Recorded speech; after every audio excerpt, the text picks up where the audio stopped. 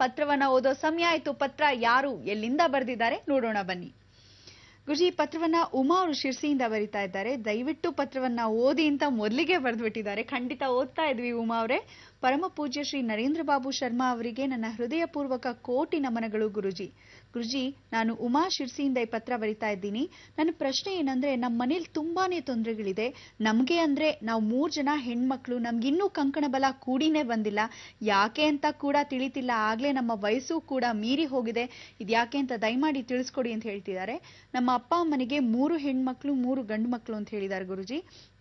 ಹಾಗೆ 2ನೇ ಅಣ್ಣ ತೀರಿ ಹೋಗಿ 12 ವರ್ಷ ಕಳೆದಿದೆ ಅಂತ ಹೇಳ್ತಿದ್ದಾರೆ.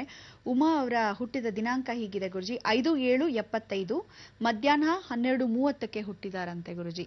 ದಯಮಾಡಿ ನಮ್ಮ ಈ ಪತ್ರಕ್ಕೆ ನಾವು ನಿರೀಕ್ಷೆ ಇಟ್ಕೊಂಡಿದೀವಿ, ಪರಿಹಾರ ತಿಳಿಸ್ತಿದ್ದೀರಾ ಅಂತ ನಾವು ಕಾಯ್ತಾ ಇದೀವಿ ಅಂತ ಕೇಳ್ಕೊಂಡಿದ್ದಾರೆ ಉಮಾ ಅವರು. ಉಮಾ, ನಿಮ್ಮ ಮನೆಯಲ್ಲಿ ಆಗಿರ್ತಕ್ಕಂಥ ಸಂದರ್ಭ ಏನು ಅಂದ್ರೆ, ಗಂಡು ಮಗ ಹೋಗಿರ್ತಕ್ಕಂಥ ವಿಚಾರ ಅಂದ್ರೆ ಅವನಿಗೆ ಮದುವೆ ಆಗಿದೆ ಇಲ್ಲ ಅನ್ನೋದು ಈ ಪತ್ರದಲ್ಲಿ ತಿಳಿಸಿರ್ತಕ್ಕಂಥದ್ದು ಇಲ್ಲವೇ ಇಲ್ಲ. ಆದರೂ ಸಹ ನಿಮ್ಮಲ್ಲಿರ್ತಕ್ಕಂಥ ಕುಜನ ದೋಷ ಮತ್ತು ಬುಧನ ದೋಷ ಅಂದರೆ, ಯಾವತ್ತು ಕುಜ ಮತ್ತು ಬುಧನ ಏನು ಹೇಳ್ತೀವಿ, ಸಾಧಾರಣವಾಗಿ ಕುಜನ್ನ ಸಹೋದರಗಳು, ಹೆಣ್ಣು ಮಕ್ಕಳ ಮದುವೆ ಅಥವಾ ವಿಚಾರಪೂರ್ವಕವಾಗಿ ತಂದೆ ತಾಯಿಯ ಆಶ್ರಯ ಅಂದರೆ ಸಂತಾನಗಳು ಹೆಚ್ಚಾದ ಪಕ್ಷದಲ್ಲಿ ಕುಜನ ಅಂಶ ಜಾಸ್ತಿ ಮನೆಯಲ್ಲಿ ಒಂದು. ಇದನ್ನ ಜಡ್ಜ್ಮೆಂಟ್ ತಗೋಬೇಕು. ಮೂರನೇದಾಗಿ ಬುಧನು ಅಂದರೆ ಮದುವೆಯನ್ನ ಮಾಡ್ತಕ್ಕಂಥ ಬುಧ ಮತ್ತು ಶುಕ್ರ. ಈ ಶುಕ್ರ ಬುಧ ಇಬ್ಬರು ಮದುವೆ ಮಾಡೋ ಸಮಯದಲ್ಲಿ ಯಾಕೆ ಮದುವೆ ಆಗ್ತಾ ಇಲ್ಲ ಅಂದಾಗ, ನೇರ ದೃಷ್ಟಿಯಲ್ಲಿ ಶನಿ ನೋಡಿದಾಗ ನಿಮಗೆ ಆಲ್ರೆಡಿ ವಯಸ್ಸುಗಳು ಕರೆದೋಗ್ತಾ ಇದೆ ಎಲ್ರಿಗೂ ಅಂತ ಹೇಳಿ ಎಲ್ಲಾ 3 ಹೆಣ್ಣು ಮಕ್ಕಳು 3 ಗಂಡು ಮಕ್ಕಳಲ್ಲಿ 1 ಮಗ ಹೋಗೇ ಬಿಟ್ಟಿದ್ದಾರೆ. ಅಂದರೆ ದೇವಮೂಲೆ ಜಾಗವನ್ನ ನಿಮ್ಮ ಮನೇಲಿ ಇಲ್ಲವೇ ಇಲ್ಲ. ಮೊದಲನೇ ಸ್ಥಳ ಅಂದರೇನು, ನಿಮ್ಮ ಮನೆ ಉದ್ದುದ್ದಾಗಿ ಇರ್ತಿರತಕ್ಕಂಥ ವಿಚಾರ. ಅಂದರೆ ಎಲ್ಲರೂ ಚೌಕವಾಗಿದ್ದರೆ 30-40 40-60 ಇದ್ರೆ ನಿಮ್ಮ ಮನೆ ಬಂದು ತೋಟದ ಭಾಗದಲ್ಲಿ ಇರತಕ್ಕಂಥದ್ದು, ನೈಋತ್ಯ ಭಾಗದಲ್ಲಿ ನೀರು ಹರಿತಾನೇ ಇದೆ. ಅಂದರೆ ಇದು ಸತ್ಯ. ನೀವುಗಳಲ್ಲಿ ಹೋಗಿ ನೋಡ್ಬೋದು, ನೀರು ನೈಋತ್ಯಕ್ಕೆ ಎಲ್ಲಿ ಹರಿತಾ ಇದೆ ಅಂದರೆ ಯಾವುದೋ ಒಂದು ಬಾವಿನೋ ಅಥವಾ ಯಾವುದೋ ಒಂದು ಹಳ್ಳದಲ್ಲಿ ನೀರು ನಿಂತಿರೋದು ಅಥವಾ ಯಾವುದೋ ಒಂದು ನದಿಯ ಭಾಗದಲ್ಲಿ ಪಶ್ಚಿಮ ಮತ್ತು ಪೂರ್ತಿಯಾಗಿ ದಕ್ಷಿಣದ ಭಾಗದಲ್ಲಿ ನೀರು ಹರಿತಾ ಇರುತ್ತೆ. ಇದು ಖಂಡಿತ ಖಚಿತ. ಅದಕ್ಕೆ ನಿಮ್ಮ ಊರಲ್ಲಿ ಆ ರೀತಿ ಹರಿದಾಗ ನಿಮ್ಮ ಜಮೀನಲ್ಲಾದರೂ ಅಥವಾ ನಿಮ್ಮ ತಂದೆ ಹೆಸರಲ್ಲಾದರೂ ಅಥವಾ ನಿಮ್ಮ ತಾಯಿ ಹೆಸರಲ್ಲಿ ಇರತಕ್ಕಂಥ ಭೂಮಿ ಆದರೂ ಈ ರೀತಿ ಹರಿದಾಗ ಈ ಥರ ದೋಷಗಳು ಹೆಣ್ಣು ಮಕ್ಕಳು ಅಲ್ಲೇ ಉಳಿದು ಹೋಗ್ತಾರೆ. ನಂಬರ್ 1. ನಂಬರ್ 2, 2ನೇ ಭಾಗದಲ್ಲಿ ಇರತಕ್ಕಂಥ ಬುಧನು ನೀರಿನಾಂಶ ಆಯಿತು, ಕುಜನಾಂಶ. ಕುಜನಾಂಶ ಅಂದರೆ ಎಲ್ಲರಿಗೂ ವೃದ್ಧಾಪ್ಯದಲ್ಲಿ ಶನಿ ಜೊತೆ ಕುಜ ಕೂತ್ಕೊಂಡ್ರೆ ಮದುವೆ ಆಗೋದಿಲ್ಲ. ಅದರಲ್ಲಿ ಮೊದಲನೇದಾಗಿ ಇರತಕ್ಕಂಥ ಒಂದು ಮಗನಲ್ಲಿ 3 ಗಂಡು ಮಕ್ಕಳು 3 ಹೆಣ್ಣು ಮಕ್ಕಳಲ್ಲಿ ಕೊನೆಯದಾಗಿ ಮತ್ತೆ ತಿರುಗಿ ಹೆಣ್ಣು ಮಗಳೇ. ಅದಕ್ಕೋಸ್ಕರ ಆ ಕೊನೆಯದಾಗಿ ಬಂದಿರತಕ್ಕಂಥ ಹೆಣ್ಣು ಮಗಳಿಗೆ ಪರಿವರ್ತನೆ ಮಾಡತಕ್ಕಂಥ ವಿಚಾರ ಏನು ಅಂದರೆ ಶುಕ್ರದೋಷ. ಈ ಶುಕ್ರದೋಷ ಜೊತೆಗೆ ಶನಿ ಕುಜ ಅಂದರೆ 3 ಜನ ಒಂದೇ ಜಾತಕದಲ್ಲಿ ನಿಮ್ಮ ಈ 3 ಹೆಣ್ಣು ಮಕ್ಕಳಲ್ಲಿ ಯಾರು ಕೂತಿದೆ ಅಂತ ನೋಡ್ಕೋಬೇಕು. ಆ ಹೆಣ್ಣು ಮಗಳಿಗೆ ನೀವು ಸರಿತಿದ್ದುಪಡಿಸ್ಕೊಂಡು ತ್ಯಾಗವನ್ನ ಮಾಡಕ್ಕೆ ವ್ಯವಸ್ಥಿತವಾಗಿರ್ಬೇಕು. ಅಂದರೆ ಅವಳ ತ್ಯಾಗವನ್ನ ಅಂದರೆ ಅವಳು ಮದುವೆ ಮಾಡಲೇಬೇಕು ಅನ್ನೋದು ಒಂದು ಮೈಂಡ್ಗಿಂತ ನಿಮಗಿಂತ ಅವಳಿಗೆ ಅರ್ಜೆಂಟ್ ಆಗಿರುತ್ತೆ. ಇದು ಖಂಡಿತ. ಆದರೆ ಯಾವ ಹೆಣ್ಣು ಮಕ್ಕಳು ಅಂತ ನೀವು 3 ಜನನ ಡಿಸೈಡ್ ಮಾಡ್ಕೊಳ್ಳಿ. ಅವಳಿಗೆ ಕೊನೆಯದಾಗಿ ಮದುವೆ ಮಾಡ್ತಕ್ಕಂಥ ಅವಕಾಶ ನೀವೇನು ಮಾಡಬೇಕು, ಫಸ್ಟ್ ಹೋಗ್ತಕ್ಕಂಥ ಕ್ಷೇತ್ರವೇ ವಿಶೇಷವಾಗಿ ಶುಕ್ರ ಕ್ಷೇತ್ರ.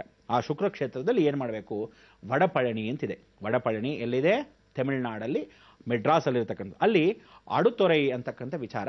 ಆ ಅಡುತೊರೈ ಅನ್ನೋ ಕ್ಷೇತ್ರದಲ್ಲಿ ಒಳಭಾಗದಲ್ಲಿ ಹೋದಾಗ ಅಡಿಯಾರಿಂದ ಒಂದು 30 ಕಿಲೋಮೀಟರ್ ದೂರದಲ್ಲಿ ಆದ್ಯಂತ ಪ್ರಭು ಅಂತಿದ್ದಾನೆ. ಅಂದರೆ ಅರ್ಧ ಆಂಜನೇಯ ಅರ್ಧ ಗಣಪತಿ, ಬಹಳ ದೊಡ್ಡ ವಿಗ್ರಹ, 11 ಅಡಿ ವಿಗ್ರಹ, ಅರ್ಧ ಆಂಜನೇಯ ಅರ್ಧ ಗಣಪತಿ.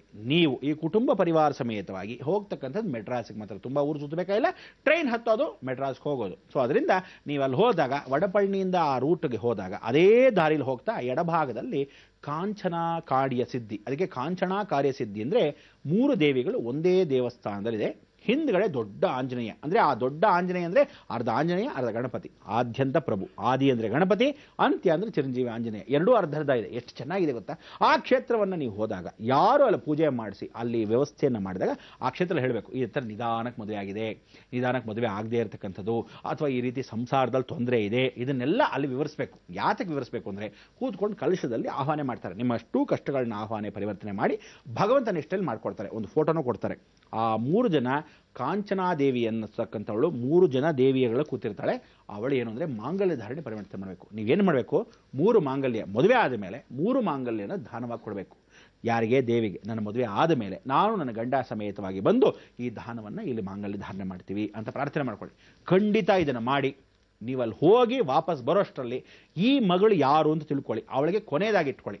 ಈ ಒಂದು ಪ್ರಯತ್ನವನ್ನು ಮಾಡಿ ಆ ಹೋಗಿರ್ತಕ್ಕಂಥವನ ಕಾರ್ಯವನ್ನು ಖಂಡಿತವಾಗ್ಲೂ ಮಾಡಬೇಕು. ಯಾಕೆಂದರೆ ಅಯ್ಯೋ ಅವನು ಮದುವೆ ಆಗಿಲ್ಲ, ಹೀಗೆ ಮಾಡಬಾರ್ದು ಅಂತ ಹೇಳ್ತಕ್ಕಂಥದ್ರ ಸ್ಥಾನ ಪಲ್ಲಟನ, ಅದಕ್ಕೆ ನಿಮ್ಮ ಮನೇಲಿ ನೈಋತ್ಯ ಭಾಗದ್ದು ಹೋಗಿರೋದ್ರಿಂದ ಆ ಸ್ಥಾನ ಪಲ್ಲಟನೂ ಮಾಡ್ಕೋಬೇಕು. ಯಾಕೆಂದರೆ ಸ್ಥಾನ ಪಲ್ಲಟನ ಮಾಡ್ಕೊಳ್ಳೋದೇವರೆಗೂ ನೀವೇನಾಗ್ತೀರಾ, ಹಳದಲ್ಲೇ ಕೂತ್ಕೊಂಡು ಕಾಪಾಡಿ ಅಂದರೆ ಆಗಲ್ಲ. ಹಳದಿಂದ ಮೇಲೆ ಬರಬೇಕು, ಅದು ಪ್ರಾಕ್ಟಿಕಲ್ ಆಗಿ. ತದನಂತರ ಥಿಯರಿಟಿಕಲ್ ಆಗಿ ಪೂಜೆ ಪುನಸ್ಕಾರ ಮಾಡ್ಕೋಬೇಕು.